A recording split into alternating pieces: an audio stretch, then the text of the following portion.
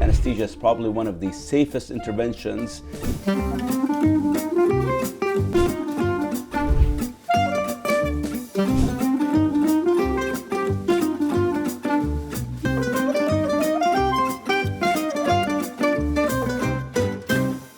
Welcome back to Endoscopy Essentials, next episode. Welcome, Barham Abu Dayyeh. We had this wonderful episode about where endoscopic gastroplasty fits into the bigger picture. Now we go into the concrete details, how to do it. One short question beforehand, the patient comes, what tests do you want? Do you want to have an upper GI endoscopy beforehand, before you start on a separate day? Absolutely. Well, thank you for having me back to continue the sequence, talking about endoscopic gastroplasties. So I take a new approach to how we prepare the patients for these procedures. And that is we evolved this approach, doing this for more than a decade. You realize what the patient wants and needs and what's safer and most optimal to patients. To me, as we're dealing with a disease that's very common, you could overwhelm any clinic, any hospital if you make it so burdensome for patients. And the premise, the value proposition, as we discussed in the previous episode of this intervention, is they should be low burden, anatomy sparing, effective enough and durable enough. But the idea is scalability if you want to make a dent in a disease like obesity or metabolic disease. So to me, we evolved from this putting multiple barriers to access to care to more of facilitating what is needed and what is safe, but was efficient for the patients to partake with these interventions. So now where we evolved is our work is more geared toward after the procedure, not before the procedure. We do, of course, we will meet with the patient, make sure that they're appropriate candidate for this procedure. We look for any red flags that would make it contraindicated. But if there's no red flag medically, psychologically, or history from surgical history or endoscopic history, we do not require a prolonged psychological evaluation. We do not require a prolonged nutritional evaluation because we know that these are all going to be landing in less of a fertile ground before the intervention. Your patients are way more engaged after the intervention, and we could make an impact then rather than before. So our workup is visit with the patient, make sure they understand the procedure and all what it entails, do a medical history and do a psychological history, and if there's no red flag there, we proceed to actually scheduling the procedure. No upper GI endoscopy beforehand? The upper GI endoscopy is reserved to the day of the intervention. Okay. We cancel because we do not want to have two trips, two exposures. So we cancel the patient is in the unlikely event that we find something that is contradictory to the procedure. We will not proceed with the procedure and we'll cancel you for different How frequent is that in your experience? Very not frequent. To stop? It's so like 5% or less, or even? It's even less than that. In my experience, out of 100 cases, probably 1 or 2 get canceled based on that. Which is part of the informed consent. Absolutely. You tell the patient in very rare instances we can't proceed. And I haven't seen a patient complain about this. Actually, they love it. They said, thank you so much. I do not need to block another day out of work. And we proceed. And the good thing about the gastroplasty is it's reversible. At the end of the day, it's not reversible immediately, but with time, it is reversible. And so the stakes become much lower for the patient, for us, and that's the idea of endoscopy. That's why we're excited about it. We're not going to be at the surgical weight loss level, but we don't need to because of the advantage of endoscopy. Yeah. That sounds logical. Yeah. So like somebody comes with a reasonable endoscopy report for a Barrett endotherapy, you actually do the same thing. Yeah? Okay, good. So let's start. General anesthesia, we have discussed in the last podcast, desirable but not mandatory. Please go. General anesthesia is, I would say, if you're starting the practice, please do general anesthesia because you don't want to have the added stress of unprotected airway and prolonged procedure. As you get more efficient and this becomes more toward the 40-minute procedure, then you could see a pathway where you don't need general anesthesia, because I don't think we have any excessive more bleeding than any standard procedure like upper endoscopy with EMR, for example. And I don't think the length of the procedure is no longer prohibitive for a deep propofol type sedation. So I think eventually we're migrating there, especially now there's cool innovations coming in anesthetic care, where you could maintain even an airway of somebody with obstructive sleep apnea, very efficiently open, but based on high flow humidified oxygen.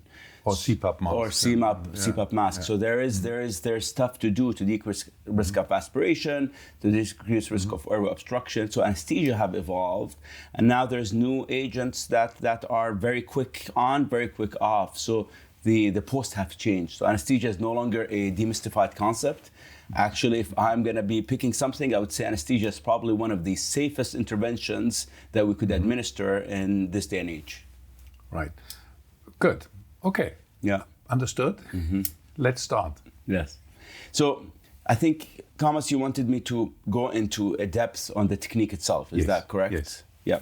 For somebody who wants to start, Yeah. what's the barrier? How does it look like? What are the difficulties in initial orientation with the device? Absolutely. And so just few words about the technique, and maybe we could start by talking global principles of the current technique. Then we will have an episode where we talk about evolution in the technique for your entry level and then for your more advanced level. And I'm sure when Thomas is doing an interview, you're going to have all people from all the spectrum watching these things. So I think, and I get a lot of these questions. How do I start? But I already started. I want to maximize my outcomes. What do I do? So maybe we tailor it. Sounds like a very, very good plan. Very good plan. All right.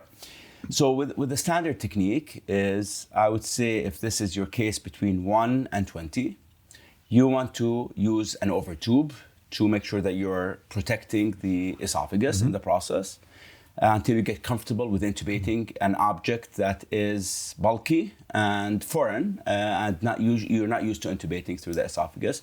But I could tell you, doing more than 5,000 cases with this device, it's pretty easy intubation, even without an overtube. But I would say case 1 to 20, use overtube. But even long term, what's wrong with an overtube? There might be some airway protection as well against reflux and. Absolutely. The only thing wrong is, in my opinion, from overtube is time. There's the dangers of the overtube itself that you put in there. And to me, if you're going into the more advanced techniques, it restricts the motion of the instrument.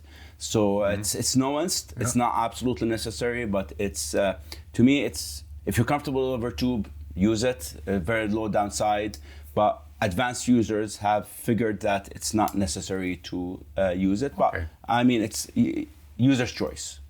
So put an overtube. Make sure that you know your. Does it come with a special overtube, by the way? It comes with a special overtube, and the special about the overtube is it has a balloon that regulates the escape of air. And if you have the balloon too tight, air is not going to escape, but the motion of your device is going to be limited. So what I would suggest is know the different setting of that balloon and play around with different insufflation pressures from medium to high, and figure out what's the happy medium where you could move your instrument and maintain optimal insufflation during the process.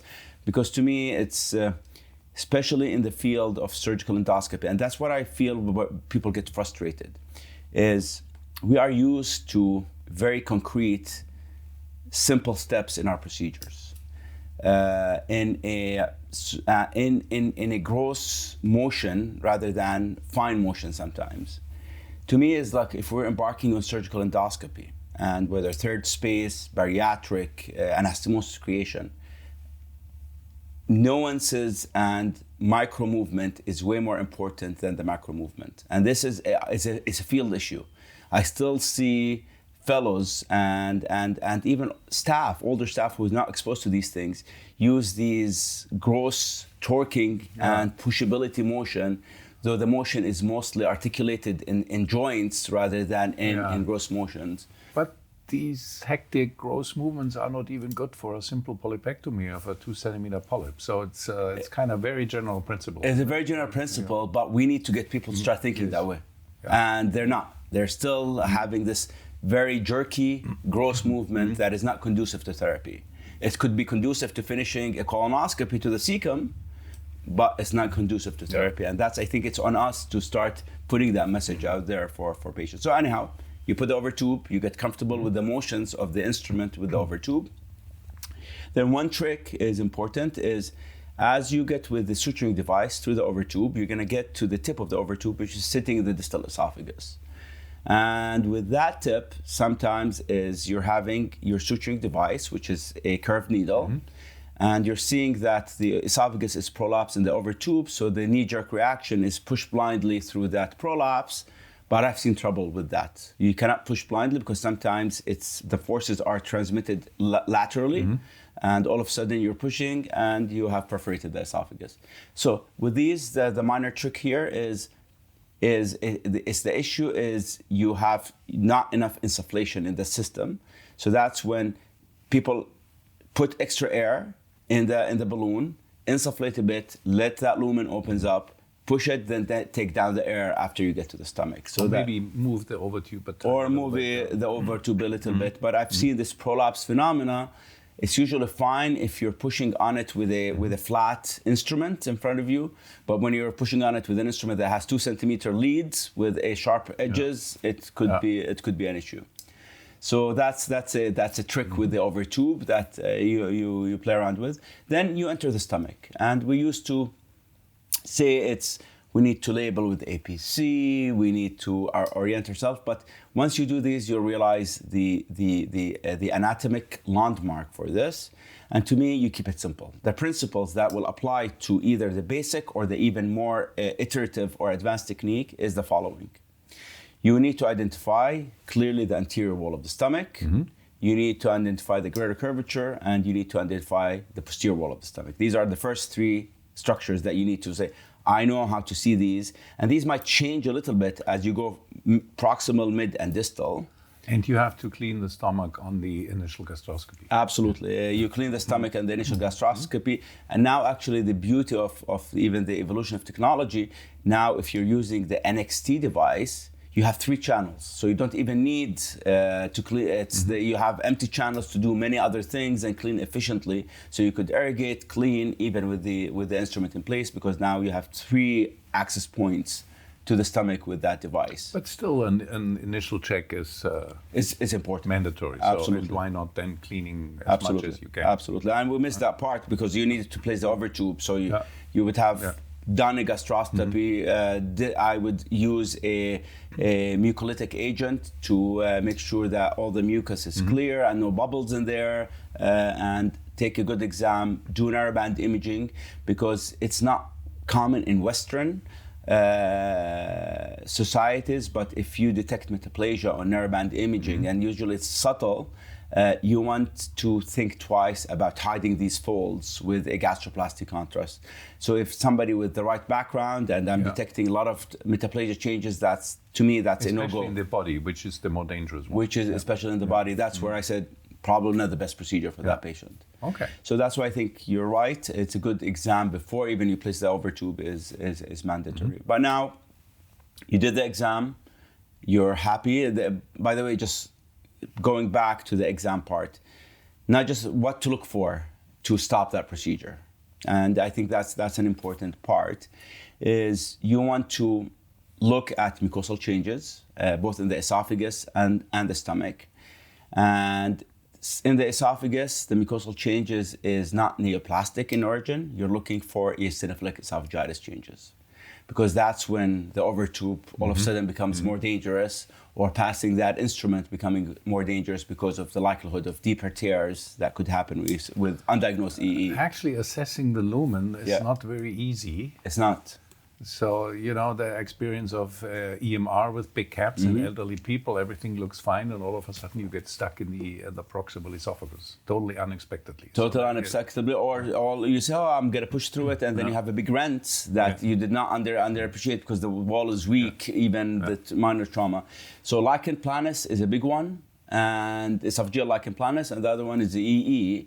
If you find evidence of these, EE is not a showstopper, but you have to assess the lumen, and you have to figure out how comfortable with you passing that device into that lumen. But it can be narrow in a normal anatomy with normal people, elderly people especially. Absolutely, and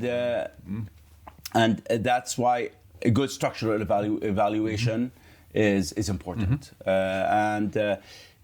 Once you know what you're dealing with, whether it's Presby esophagus in an older patient or mucosal changes of a narrow lumen esophagus, if you know that you could navigate this, you could proceed.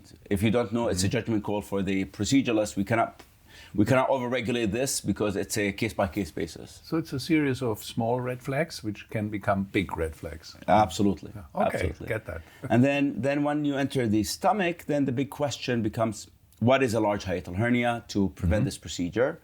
When we started, we extrapolated from the surgical sleeve gastrectomy literature that acid reflux is worsened by these procedures. But on the contrary, what we realized that we're maintaining the anti-reflux barrier pretty well with this endoscopic approach, and that's the advantage of the endoscopic approach, is it's less disruptive to the anatomy outside. So we realized actually on the contrary that GERD tends to improve rather than worsen. So we no longer say a hiatal hernia is a contraindication to this procedure. So to me, a giant hiatal hernia where half of the stomach is in the chest is definitely a contraindication. But hiatal hernia in the neighborhood of 1 to 5 centimeter should be just fine, and actually you'll get... Which is 90-something% anyway. 90-something%. And you get brownie points because as you carry the construct of the sleeve, the stomach is going to accordion. So you're a sliding hernia, you'll realize by the end of the procedure is already back to the intra-abdominal cavity, which is an interesting phenomenon that we need to look at. But nonetheless, 1 to 5 centimeters should be fine for this procedure. So you're alluding to the fact that it could be incorporated into endoscopic anti-reflux techniques? Absolutely. That's a side way we won't go. That's a side way we don't go, but we give a teaser that, the next big unmet need is pathological reflux in the context of obesity. Yeah. How do we do a combined procedure for that? I think that's a big topic to discuss. Oh, that's fascinating. Yeah. Barham, we have covered so much with the prep. I think we do a cliffhanger now and go to the next episode. So stay with us. Come back next week. Thank you.